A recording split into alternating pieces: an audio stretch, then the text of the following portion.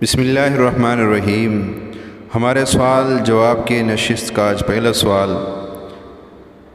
وہ سوال یہ ہے کہ کیا عورت اپنے گھر میں تحیۃ المسجد اور تحیۃ الوضو کی نماز وہ پڑھ سکتی ہے؟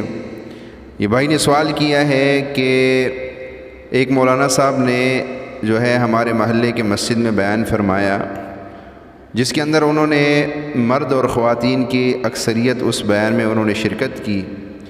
تو مولانا صاحب نے فرمایا کہ جب انسان مسجد میں آئے تو وضو کرنے کے بعد 2 رکعت تحیۃ الوضو اور تحیۃ المسجد پڑھ لے۔ اس کے بعد انہوں نے کافی فضائل سنائے، تو محلے کی عورتیں فضائل سن کر پڑھنے کو تیار ہو گئی، لیکن ان کو علم نہیں کہ عورتیں بھی تحیۃ الوضو اور تحیۃ المسجد پڑھ سکتی ہے یا نہیں، یا صرف یہ نمازیں مردوں کے لیے ہے۔ تو آپ حضرات جو ہے آپ صحیح رہنمائی فرمائیں کہ عورتیں تحیۃ الوضو اور تحیۃ المسجد پڑھ سکتی ہے یا نہیں۔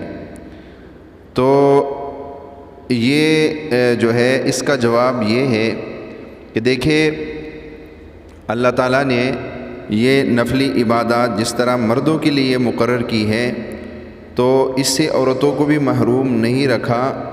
کسی نہ کسی درجے میں عورت کو یہ ثواب مل جاتا ہے۔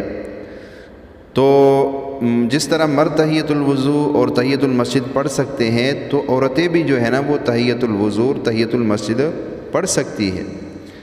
اب جو مسجد میں جانے سے منع کیا گیا وہ تو خوف اور فتنے کی وجہ سے عورت کو جو ہے نا مسجد میں جانے سے ممنوع قرار دیا گیا ہے، لیکن یہی ثواب گھر کے اندر بھی عورت حاصل کر سکتی ہے۔ اب تحیۃ المسجد کا ثواب کیسے حاصل کرے گی؟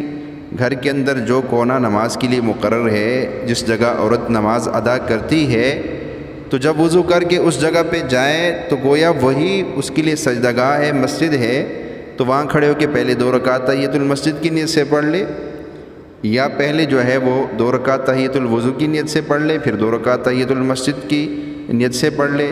اور اگر صرف 2 رکعتوں میں دونوں کی نیت کر لیں گے تو دونوں کا ثواب مل جائے گا۔